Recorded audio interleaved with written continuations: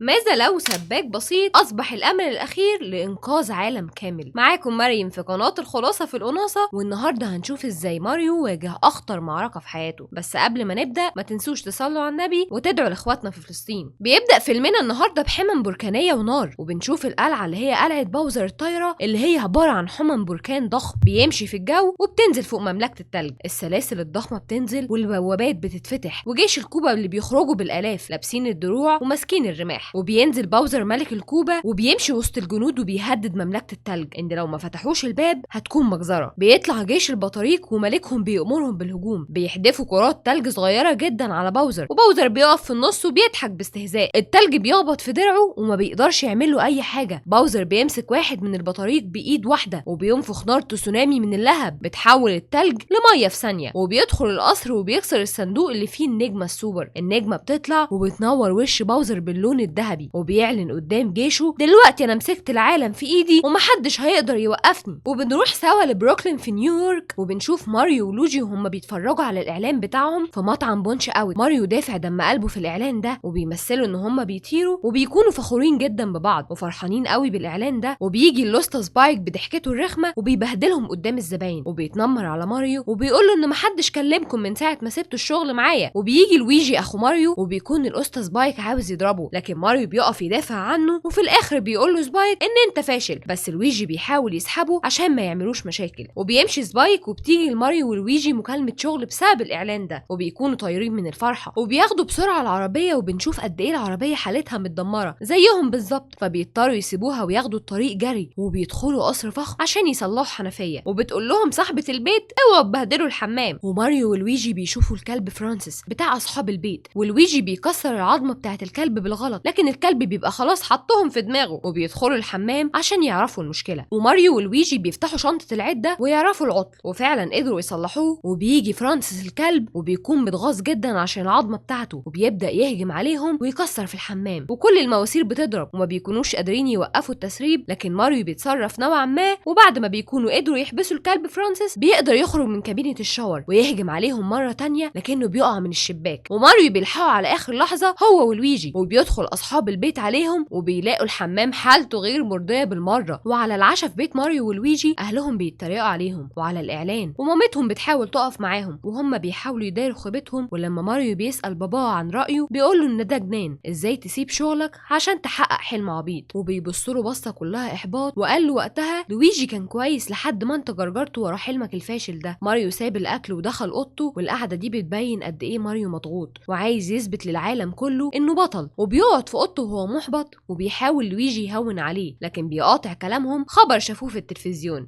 ان بروكلين بتغرق بسبب انفجار مواسير ميه. ماريو خد العده وقال دي فرصتنا يا لويجي. نزلوا في حته عميقه جدا تحت الارض تقريبا كده مجاري، وبيكون ماريو قدر يكتشف العطل فين، وبيكون عشان يوصل لازم يمشي على ماسوره هو ولويجي. ولويجي ما بيكونش حابب الرحله دي اساسا، وبيكون خلاص ماريو على وشك انه يقفل المحبس، لكنه في اخر لحظه اتكسر والموضوع ازداد سوء. وبنلاقي ماريو اكتشف مكان غريب تحت الارض، وفجاه بيحصل صوت جاي من ماسوره، وماريو مش بيلاقي لويجي وبيتشافت في الماسوره وهو بيبص فيها وبيتسحب في فجوه من الالوان، وبيلاقي لويجي معاه في الفجوه دي، لكن كل واحد بيتسحب في مكان. وبنلاقي ماريو وقع في مكان مليان فطر وشكله جميل وساحر، وبيجي يلمس مشروم بيلاقيه بيتحرك وبيطلع بيتكلم، وماريو بيتخض جدا وبيتاكد انه مش حلم، والكائن ده بيكون اسمه تود. وبيقول لماريو ان هو في مملكه المشروم. لما ماريو قال له انه بيدور على اخوه وان اخر مره شافه كان في حمم بركانيه، تود وشه جاب الوان وقال له اخوك كده راح في حته وحشه جدا، وهو كده راح في الارض الضلمه ودي مملكه باوزر المفتري. وبيقول له ان باوزر ده اكتر كائن شرير ومتوحش. وبيكون ماريو منبهر بالمدينه جدا، وبياخده تود عشان يقابل الاميره، وبيقول له ان الحل عندها. وبنشوف لويجي وهو واقع في مكان ضلمه جدا وشجر من غير ورق شكله مخيف، وبينادي على اخوه ماريو، وبيكون هيقع في حمم بركانيه. وبينور لويجي الكشاف عشان يحاول يشوف اي حاجه، لكنه بيلاقي قدامه هيكل عظمي على شكله سلحفه، وبيكون فاكر انه وقع واتكسر وهو بيجري وراه، لكنه بيقدر يجمع نفسه تاني وبيلاقي اكتر من هيكل بيطلع من تحت الارض. منتهى الرعب بصراحه، وبيجروا وراه لحد القلعه وبيقاومهم على قد ما يقدر، وبيدخل القلعه ويقفل على نفسه الباب عشان ما يقدروش يدخلوا عليه، وبياخد نفسه اخيرا. وبنرجع لتود اللي خد ماريو ومشي وسط المدينه، وبيشرح له البلوكات اللي بتطير والمواسير اللي بتنقل الناس زي الاسانسير، والتودز اللي شغالين بيجمعوا عملات ذهب، عالم متصمم بالمسطره. وماريو كان ماشي بقه مفتوح من الانبهار، وبصراحه الموضوع كان ممتع قوي.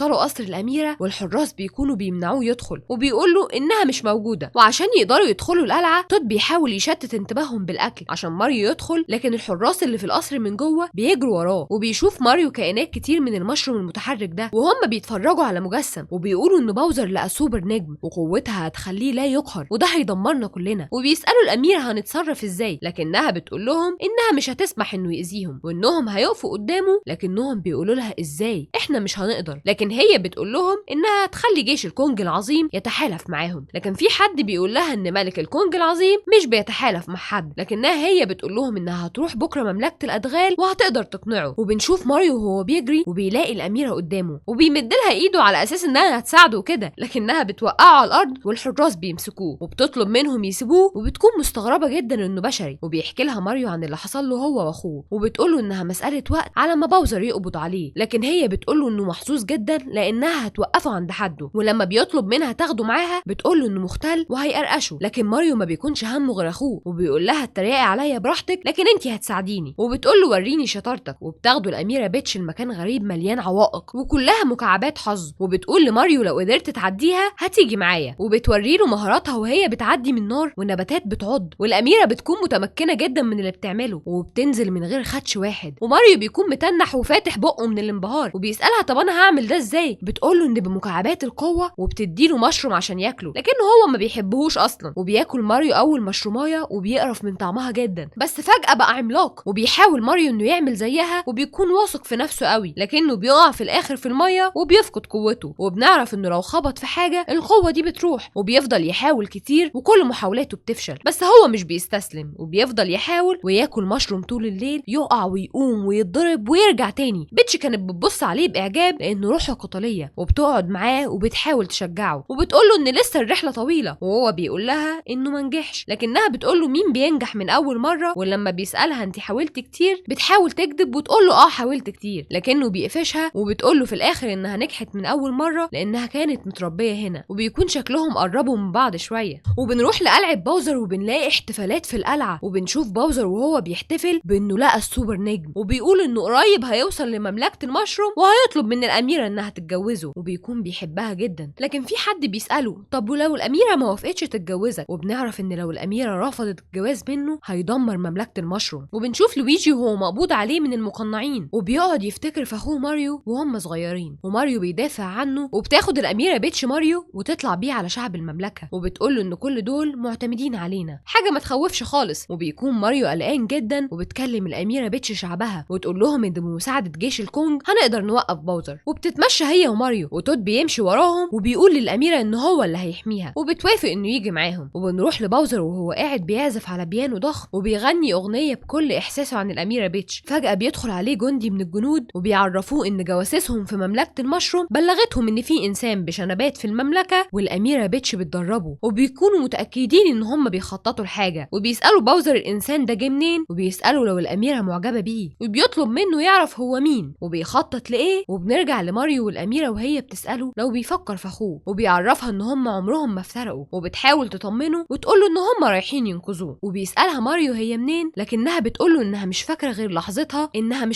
لحظه وصولها المكان ده، وبتقول له ان حظها كان حلو وان هم ربوها كانها واحده منهم، ولما كبرت توجوها اميره للمملكه بتاعتهم، وبيقول لها ماريو ان جايز انت جيتي من دنيتي، لكنها بتقول له جايز، وبنشوف المقنعين وهم بيودوا لويجي الباوزر وبيعرفوه انهم لقوه في الارض الضلمه، وبيطلب منهم يسيبوه له، وبيسالوا عن اسمه، وباوزر بيقول للويجي ان انا هتجوز الاميره بيتش، بس في مشكله واحده ان في انسان ماشي معاها وعنده شنبات زيك بالظبط، وبيمسك لويجي من شنبه وقعد يشده، ولويجي ما قدرش يستحمل ومن الخوف كان هيغمى عليه، وقال له ان ده اخويا ماريو، وبيطلب من الحراس ان هم يرموا اخوه مع المساجين عشان نشوف ماريو هيعمل ايه لما يشوف اخوه بيسيح، وحبس لويجي في قفص وسط اقفاص كتير مليانه بالبطاريق، وفي نجمه بتفضل تقول كلام غريب ومش مفهوم، وبنشوف بيتش وماريو وتود راحوا لمملكه الكونج، وبيفتح لهم باب المملكه قرد كبير وبيسوق بيهم عربيه وبيركبوا معاه عشان يوصلهم للملك، وبيكون تود مستمتع جدا، والمملكه بتكون ساحره وفي منتهى الجمال، وبيوصلوا القصر وبيدخلوا وبيقابلوا الملك كرانكي جونج عشان يطلبوا مساعده جيشهم، لكن الملك كرانكي بيسالها ايه اللي يخليكي تستحق تحاربي مع